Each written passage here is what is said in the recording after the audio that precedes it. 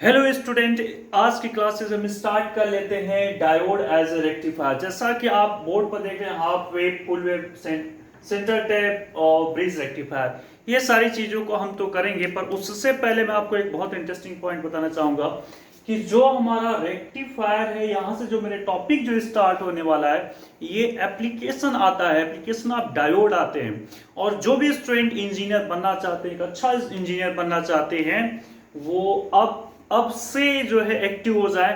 अभी तक आपको कुछ नहीं आया, कोई बात नहीं। अब से मैं गारंटी लेता हूं कि अगर अब से भी अगर आप थोड़ा सा मेहनत करना चाहते हैं कि नहीं, अब मुझे इंजीनियरिंग फील्ड में इंटरेस्टेड है और मैं सर कुछ करना चाहता हूं, तो एप्लीकेशन, जितनी भी एप्लीकेशन होते हैं, हम लोग जो इंजीनियरिंग की, उसमें सबसे बड़ी प्रॉब्लम यही है कि चीज़ों को हम लोग ध्यान नहीं देते हैं। जब कोई भी इंजीनियरिंग करता है तो वहाँ पर क्या कैसे करना चाहिए, वो चीज़ों को ध्यान नहीं देता है। हमारे हिंदुस्तान में ये जो है एप्लीकेशंस पर लोग ध्यान नहीं देते हैं और चीज़ों को बनाते नहीं है। फिर और अगर बनाने स्टार्ट कर दें तो हमारे हिंदुस्तान का जो माइंड है, ये दुनिया का नंबर वन माइंड है, दुनिया का नंबर वन माइंड है। इसके आगे कोई टिक नहीं सकता। पूरा हिंदुस्तान सबसे सफल माइंड है। तो एप्लीकेशन के बारे में हम बातें करने जा रहे हैं, ठीक है। एप्लीकेशन, मैं आपसे बोल रहा हूं कि रेक्टिफायर एक एप्लीकेशन है। फर्स्ट हम जो अभी देख रहे थे बोर्ड पर, रेक्टिफायर हम जो करने जा रहे हैं। फिर इसी एप्लीकेशन में एलईडी पर हम बातें करेंगे, फिर फोटो डायोड पर बातें करेंगे, और इसके बाद सोलर सेल पर हम बातें करेंगे। ये सब जीनर डायोड पर हम बातें कर लेंगे, जो वोल्टेज रेगुलेटर का जो काम करता है। तो एप्लीकेशंस को हमको सही से स्टडी करना है। तो सबसे पहले आज ये हम रेक्टिफायर का जो टॉपिक लिखे थे उस पर हम बातें करना स्टार्ट कर लेते हैं। तो देखिए, रेक्टिफायर करता क्या है, रेक्टिफायर का यूज क्यों क्यों लाया गया। पहला क्वेश्चन ये दिमाग में होना चाहिए कि रेक्टिफायर करता क्या, पहले तो बातें तभी से क्लियर हो पाएंगी। हमारे पास अल्टरनेटिंग वोल्टेज होता है, करंट भी बोल सकते हैं आप। अल्टरनेटिंग वोल्टेज है। इस अल्टरनेटिंग वोल्टेज को है रेक्टिफाई जब करना होगा, तो रेक्टिफाई कौन करेगा, रेक्टिफायर करेगा। दैट मीन्स वो डायोड ही करेंगे। अब रेक्टिफाई का सेंस भी अगर नहीं आपको समझ में आ रहा है, संशोधन करना, ऐसा आप हिंदी उसको बोल सकते हैं। दैट मीन्स हमारे पास अगर कुछ ऐसा सिग्नल है, तो यहां पर अगर आपने रेक्टिफायर यूज कर लिया, रेक्टिफायर अगर आपने यूज कर लिया, तो इस सिग्नल को हो सकता है रेक्टिफाई करके कुछ ऐसा कर दे, या हो सकता है इस सिग्नल को रेक्टिफाई करके ऐसा भी कर सकता है। यह भी डिपेंड करता है कि क्या कैसे करेगा, उसको मैं डिफाइन करूंगा पहले। लेकिन चीजों को अच्छी तरह से समझने की आप कोशिश करेंगे। अब तो कुछ कुछ आइडिया लगा होगा कट करना है क्या ये सिग्नल को, तो कट तो नहीं, पोलरिटीज की चेंज कर रहा है, आप ध्यान से देखें, है ना। तो अभी चलिए पहले इसमें कुछ बातें को हम समझ लेते हैं। एसी और डीसी, ये दो बातें आप पढ़ चुके हैं, लेकिन जस्ट मैं रिकॉल आपको कराना चाहूंगा क्योंकि यहीं से वो स्टोरी क्लियर हो पाएगी। एसी का सेंस क्या होता है, अल्टरनेटिंग करंट, है ना। एसी का जो सेंस होता है अल्टरनेटिंग करंट, डीसी का जो सेंस होता है वो डायरेक्ट करंट होता है, ठीक है। तो अल्टरनेटिंग करंट एक्चुअल में क्या है, आपको देखिए ऐसा, आप साइन देखते हैं, साइनसोइडल देख लेते हैं, बोलते हैं सर अल्टरनेटिंग है, मींस इसकी पोलरिटी चेंज हो रही टाइम के रिस्पेक्ट में, चाहे वो वोल्टेज की बात करें चाहे वो करंट की बात कर लेते हैं। फिर आप देख सकते हैं अगर मैंने ऐसा भी कर दिया तो ये भी क्या है, ये भी अल्टरनेटिंग है, मींस इसकी पोलरिटी चेंज हो रही, पॉजिटिव नेगेटिव। यहां पर अगर डीसी की आप बात करें, थोड़ा सा पेशेंस रखिएगा चीजों को लेकर। तो अगर ऐसे सीधे कोई चीज टाइम के रिस्पेक्ट में जा रही है, करंट हो सकता है, वोल्टेज हो सकता है, तो ये डीसी हो गया। या फिर ऐसा भी हो सकता है सिंगल पोलरिटी, है ना, यूनिडायरेक्शन जा रहा है, सिंगल पोलरिटी की बात कर लेते हैं, तो ये भी आपका जो है वो क्या है, डीसी ही है। ओके, अब यहां पर करंट की जगह वोल्टेज ही मैं बोल रहा हूं बार बार आपसे। तो ये डीसी होता है यूनिडायरेक्शन, एक डायरेक्शन में अगर पोलरिटी रखता है तो वो होता है डीसी, और अगर बार बार अपनी पोलरिटी को चेंज कर रहा है तो वो है एसी। अब सर्किट में ये कैसे होता है उसको भी थोड़ा सा आप क्लियर करते जाएं। मुझे इन बातों को आपको एक्सप्लेन करना पड़ेगा, उसके पीछे का रीजन है कि रेक्टिफायर जो है वो समझ में नहीं आता है बहुत से स्टूडेंट को, और वहां पर मैं आपको क्लियर समझाऊंगा कि क्या है एक्चुअल में। जैसे ये बल्ब है, देखिए हमारे पास अगर डीसी सर्किट लगा हुआ है, एक सेल के थ्रू बल्ब को कनेक्टेड कर रखे हैं, एलईडी बल्ब है, तो ये एक ही डायरेक्शन में करंट इसमें फ्लो करेगी। इसी को हम बोलते हैं डीसी। एक्चुअल में अगर इसी जगह पर मैंने एसी यहां पर कनेक्ट कर लिया, एसी हमने करंट कर दिया, तो अब इसमें क्या होगा कि एक टाइम तो ये इस डायरेक्शन में करंट फ्लो करेगी, दूसरी बार इसकी पोलैरिटी चेंज हो जाती है, प्लस माइनस है तो माइनस प्लस हो जाती है, दैट मींस दूसरी बार जो करंट इस डायरेक्शन में फ्लो करती है। तो आपने देखा कि एसी में क्या फर्क है और डीसी में क्या फर्क है, पोलैरिटी चेंज हो जा रही है, एक बार करंट इस डायरेक्शन में, फिर करंट एक बार इस डायरेक्शन में फ्लो कर रही है, इसको हम बोल रहे हैं एसी। ट्रांसफार्मर आपको पता होना चाहिए, ट्रांसफार्मर क्या करता है।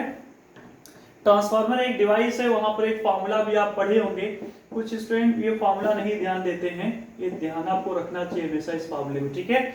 इस फार्मूले से आप निकाल सकते हैं कि यहां पर अगर आपके पास ट्रांसफार्मर है तो ये प्राइमरी होता है, ये सेकेंडरी होता है। इस ट्रांसफार्मर करता है क्या है, स्टेप अप या स्टेप डाउन कर रहा होता है।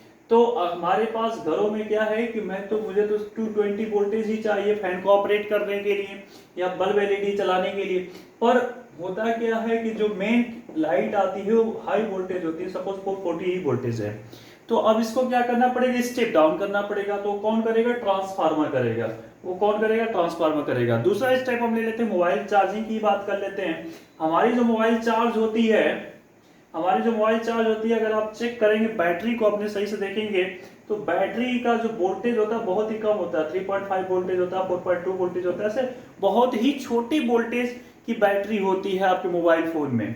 तो जब चार्जर आप लगाते हैं तो क्या होता है, वहां पर ये तो 220 ले रहा है, तो अगर इसको आपने स्टेप डाउन नहीं किया तो ये यहाँ पर 4.2 नहीं दे पाएगा। तो स्टेप डाउन करने के लिए इस चार्जर के अंदर जो है एक ट्रांसफार्मर लगा होता है। क्या लगा होता है, ट्रांसफार्मर। और कैसा ट्रांसफार्मर है वो, स्टेप डाउन ट्रांसफार्मर है, मींस उसको 220 से गिराकर 4.2 करेगा। तो पहला जो है वो ट्रांसफार्मर का ही वर्क होता है। अब मोबाइल में प्रॉब्लम क्या है कि ये जो करंट आ रही है, ये जो वोल्टेज दे रही है वो तो अल्टरनेटिंग वोल्टेज है, पर हमारी मोबाइल जो है उसको तो चार्ज के लिए डीसी चाहिए, उसको जो है चार्ज के लिए डीसी चाहिए, उसको अल्टरनेटिंग नहीं चाहिए। तो अब आप करेंगे क्या, तो डीसी करने के लिए आपको डायरेक्ट करंट करने के लिए आपको चेंज नहीं करना है उसके पोटेंशियल को, तो यहाँ पर चेंज हो रहा था, तो उसके लिए क्या अब आप करेंगे, यहाँ पर इसी को रेक्टिफायर बोलते हैं। मींस ये जो एसी है, ये जो एसी करंट है इसको हम डीसी करंट में कन्वर्ट कर लेते हैं। तो वही जो काम करता है वो कौन करता है, रेक्टिफायर करता है। और वो रेक्टिफायर कुछ अलग नहीं है, वो डायोड ही है। उन डायोड को किस तरह से हम जस्ट अरेंज किस तरह से कर लेते हैं सर्किट में, वही आपका रेक्टिफायर बन जाता है। तो देखिए इस पूरी वीडियो को ध्यान से समझिएगा, नहीं तो आपको लगेगा कि सर हम तो सीख गए, चार्जर बनाना सीख गया, नहीं, बातें नहीं हो पाएंगी। फिर आपको पूरा वीडियो लास्ट तक देखना पड़ेगा चार्जर के लिए, ओके। तो देखिए पहले हम बात कर लेते हैं, सबसे पहले हाफ वेव रेक्टिफायर की बात कर लेते हैं। हम सबसे पहले बात करेंगे हाफ वेव रेक्टिफायर। नाम से भी पता चल रहा है ना कि वेव है, वेव को रेक्टिफाई करेगा, कट करेगा, ऐसा आप अंडरस्टैंड करें।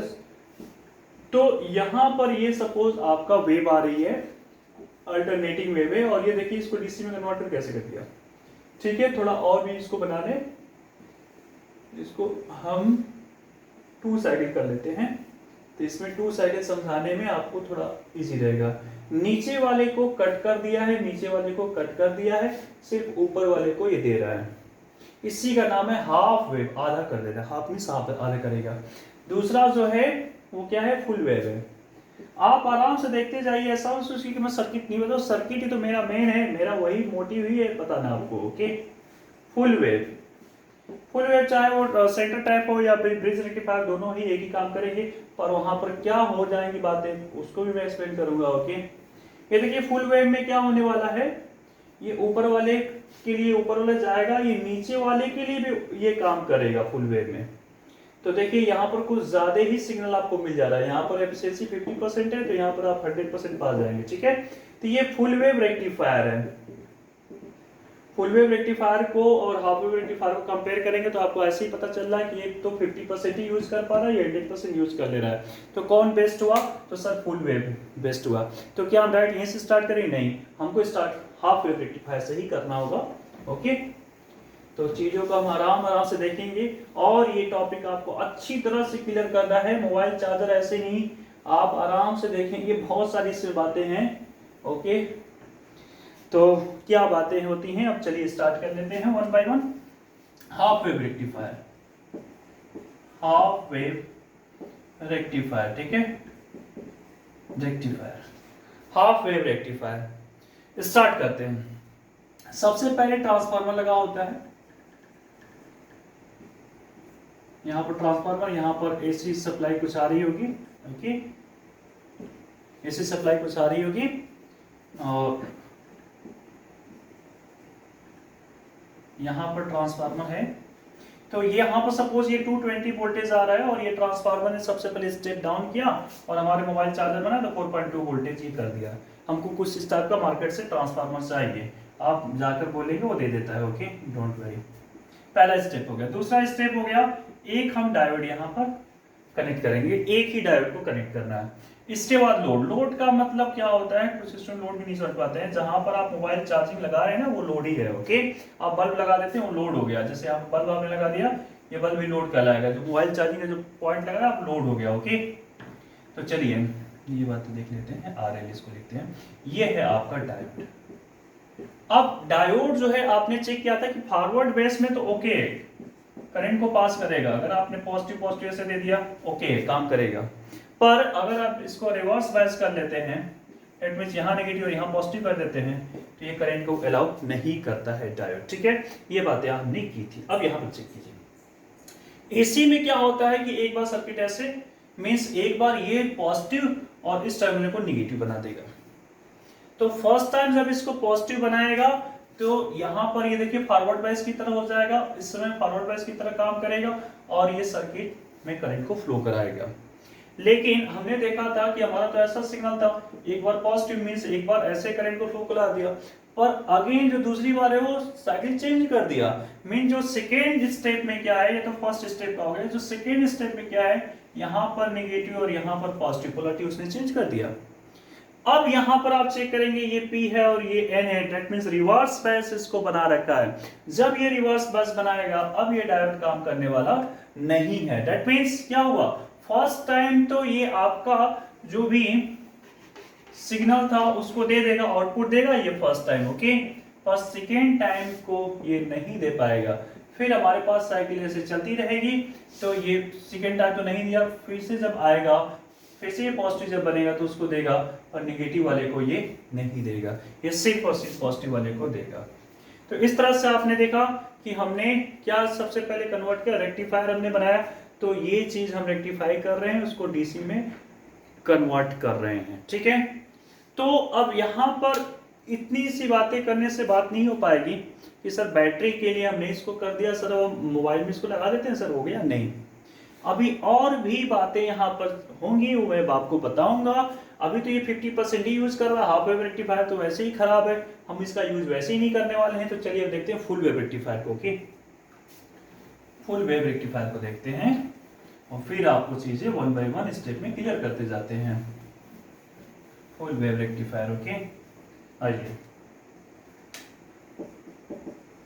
फुल वेव रेक्टिफायर है ना, रेक्टिफायर। इसमें दो बातें थी।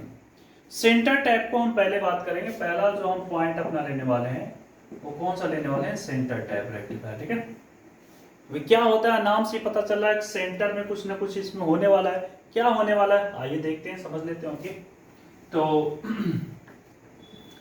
क्या होने वाला है उसको समझते हैं। ये हमारे पास ट्रांसफार्मर है। ओके,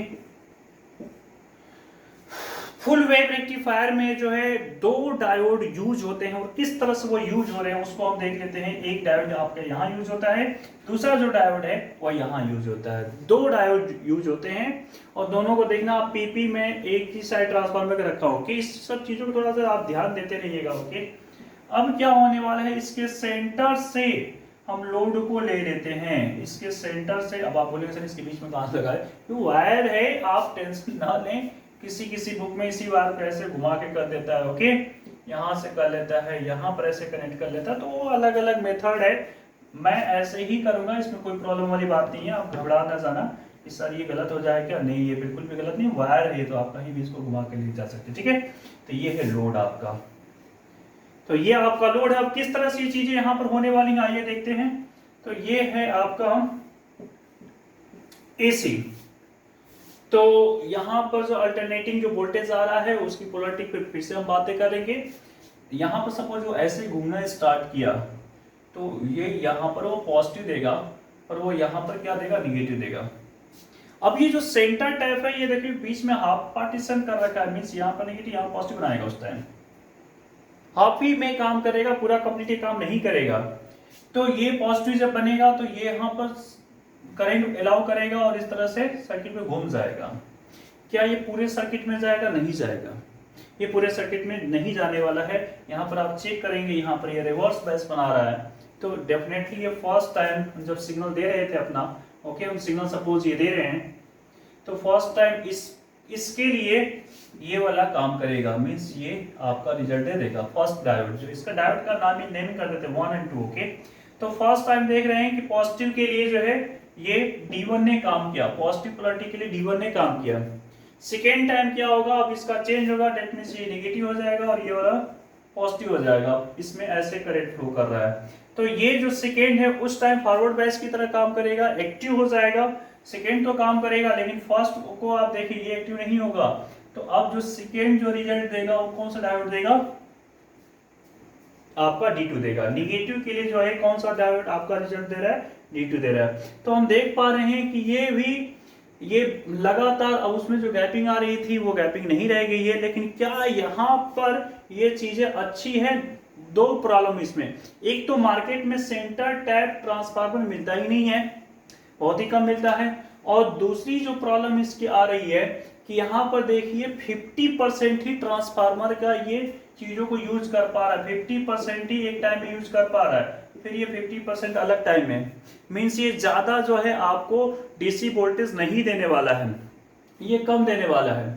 तो इसलिए हम इसका भी यूज नहीं करते हैं। और जो 12th के जो स्टूडेंट है उनके सिलेबस में सिर्फ इतना ही है।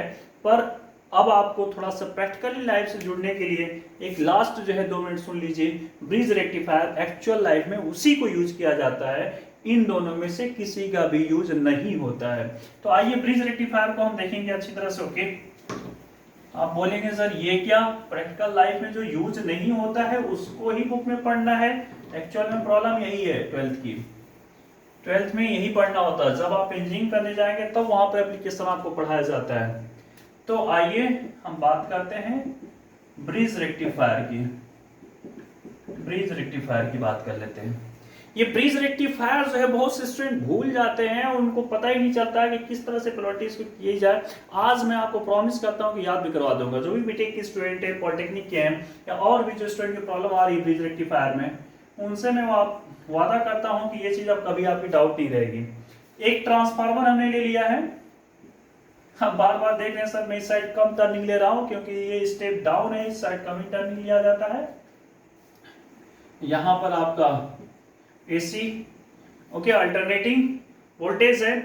ब्रिज रेक्टिफायर में जो है कितने डायोड चाहिए, तो 4 डायोड चाहिए। कितने डायोड चाहिए? 4 डायोड चाहिए। अब देखिए किस तरह से मैं इसको याद करवाता हूं। आपको 2 चीजों पर फोकस करना होगा। एक तो ऐसी जगह है जहां पर चेंजिंग होगा और एक ऐसी जगह है जहां पर चेंजिंग नहीं होगा। अब ये क्या, कौन सी बात है मैंने बोल दी? जब आप अल्टरनेटिंग वोल्टेज दे रहे हैं तो वहां पर चेंजिंग होगा। दैट मीन्स जब मैं इस पॉइंट की बात करूंगा और इस पॉइंट की बात करूंगा तो यहाँ पर चेंजिंग होगा। जब आप यहाँ पर बात करेंगे, जब लोड की हम बात करेंगे तो लोड पर आपको चेंजिंग नहीं रखना है। आपको पता है कि वहां पर तो डीसी हमको सप्लाई करना है, तो लोड पर हमको रखना ही नहीं है, लोड पर हमको नहीं रखना है। तो कैसे क्या चीजों को हम करेंगे आइए देखते हैं। देखिए पहले मेरी बात को समझ लीजिए, ये है आपका डायोड, ठीक है। आपको कैसे कनेक्ट करना वो मैं बता रहा हूं। तो डायोड का ये जो पीपी है ना उसको एक साइड पहले रखना है। ध्यान से समझ, देखिए पीपी को मैं एक साइड है ना, पेट को एक साइड रख रखता हूँ, पेट को एक साइड रखता हूँ। 2 डायोड को पहले इस तरह से कनेक्ट करना है, उसका पीपी को एक साइड कर लेना है। फिर आपको क्या करना है, अब आपको फिर से क्या करना है कि जो इसका एन है और जो दूसरा जो डायोड आपका N लेंगे उसको भी एक साथ ऐसे टाई कर लेना है। ठीक है, आपको PP को एक साथ रख के टाई कर लेना है 2 डायोड में पहले, फिर 2 डायोड आपको लेना है और NN को ऐसे टाई कर लेना है। ठीक है, ये काम आप कर चुके हैं। अब इसके बाद देखिए मैं आपको मजेदार चीजें बताने जा रहा हूँ किस तरह से इसका कनेक्शन करते हैं। कनेक्शन इसका भूल जाते हैं स्टूडेंट, इसलिए मैं ये सब चीजें कर रहा हूँ आपके लिए। तो चलिए हमने ऐसा कुछ कनेक्शन किया। ठीक है, यहाँ पर चेंजिंग, मैंने बोला था यहाँ पर चेंजिंग चाहिए आपको। क्यों चेंजिंग चाहिए? क्योंकि यहाँ पर देखिए AC वोल्टेज आ रहा है, यहाँ पर चेंजिंग आएगा। तो यहाँ पर चेंजिंग के लिए यहाँ पर चेंजिंग डायोड मींस इसका एक बार P लग गया है, तो दूसरे वाले का अब क्या लगने वाला है? N लगेगा। ठीक है, देखिए दूसरे वाले का मैंने N लगा दिया, दूसरे वाले का मैंने N लगा दी। ठीक है ना, ये P और ये N बार है। फिर यहाँ पर मैंने आपसे अभी बोला था कि यहाँ पर जो है लोड हम रखेंगे, यहाँ पर लोड रखेंगे। तो लोड जो है, आप मोबाइल को देख रहे हैं तो लोड में तो चेंजिंग नहीं चाहिए। ठीक है, तो लोड में आपको DC ही चाहिए। तो लोड में जब DC चाहिए तो वहां पर चेंजिंग नहीं चाहिए। तो यहाँ पर जो भी N है तो लोड के लिए यहाँ भी N को ही रखेंगे आप। ठीक है, फिर यहाँ पर देखिए यहाँ पर चेंजिंग नहीं चाहिए, यहाँ पर चेंजिंग नहीं चाहिए तो इसका P है, तो इसका भी हम जो है P ही रखेंगे। ये देखिए इसका P और इसका N आ रहा है, तो यहाँ पर तो चेंजिंग मिलेगा, यहाँ चेंजिंग मिलेगा, यहाँ चेंजिंग मिलेगा, पर लोड पर चेंजिंग नहीं। लोड पर N और N, लोड पर P एंड P, देखिए P और P, लोड पर चेंजिंग नहीं होना चाहिए। ठीक है, अब आपको कनेक्शन क्लियर हो चुका होगा जहां तक मुझे उम्मीद है। ओके, अब देखिए इसमें क्या होता है। अब बोलेंगे सर ये क्या आपने कर दिया? देखिए आराम से देखिए, बहुत अच्छी तरह से क्लियर हो जाएगा। एक बार ये पॉजिटिव, एक बार ये नेगेटिव। अब तो बातें बहुत क्लियर हो गई हों किस तरह से करें, इसमें फ्लो करेगा, दूसरी बार ऐसे करेगा। तो जब इसमें ऐसे कर रहा है, ये पॉजिटिव आपका हो गया, तो देखिए यहाँ पर जो है रिवर्स बैस है और ये बनाएगा फॉरवर्ड बैस। इसका नेमिंग कर देते हैं। आइए अब ये NP को मैं थोड़ा सा कर लेता हूँ, हटा देता हूँ, कंफ्यूजन हो जाएगा, इतनी सारी नेमिंग हो जाएगी। तो D1, D2, D3 और D4।